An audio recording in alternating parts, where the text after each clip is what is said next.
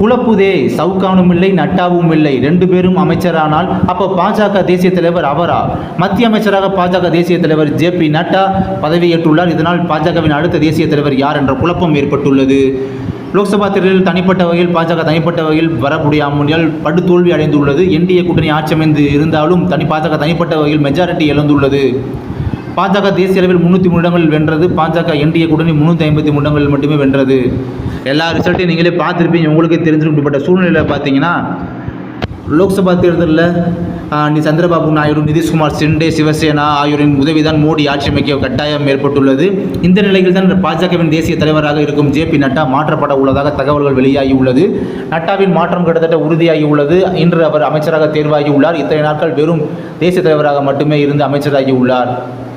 அவர் பாஜக சட்டப்படி 2 பொறுப்புகளில் இருக்க முடியாது என்பதால் பாஜக தேசிய தலைவர் பதவியில் நீடிக்க முடியாது. இதுபோக பாஜகவின் புதிய தேசிய தலைவராக மத்திய பிரதேச முன்னாள் முதல்வர் சிவராஜ் சிங் சவுகான் தேர்வு செய்யப்பட உள்ளதாக தகவல் வெளியாகியுள்ளது. சிவராஜ் சிங் சவுகான் மத்திய பிரதேசத்தின் மிகப்பெரிய தலைவர். சிவராஜ் சிங் சவுகான் இந்த லோக்சபா தேர்தலில் ஓரங்கட்டப்பட்டார். மோடி, நட்டா, அமித்ஷா மூலம் பிரச்சாரத்தில் கூட கொண்டு வரப்படாமல் ஓரங்கட்டப்பட்டார். முதல்வர் பதவியும் பறிக்கப்பட்டு வீட்டில் அமர வைக்கப்பட்டார். இந்த நிலையில் தான் RSS அழுத்தம் காரணமாக தற்போது சிவராஜ் சிங் சவுகான் ஆக்டிவ் அரசியலுக்குள் மீண்டும் நுழைந்துள்ளார். ஆனால் அவரும் தற்போது அமைச்சராகி உள்ளார்.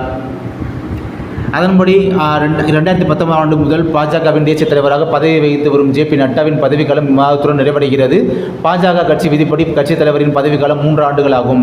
ஜனவரியில் நட்டாவின் பதவிக்காலம் முடிந்த நிலையில் மக்களவைத் தேர்தலையொட்டி மேலும் ஓராண்டுக்கு பதவிக்காலம் நீட்டிக்கப்பட்டது. பாஜகவின் புதிய தேசிய தலைவராக மத்திய பிரதேச முன்னாள் முதல்வர் சிவராஜ் சிங் சவுகான் தேர்வு செய்யப்பட உள்ளதாக தகவல்கள் வந்த நிலையில் அவர் அமைச்சராவதால் வேறு ஒருவர் பாஜக தலைவராக உள்ளதாக தகவல் வெளியே வருகின்றன.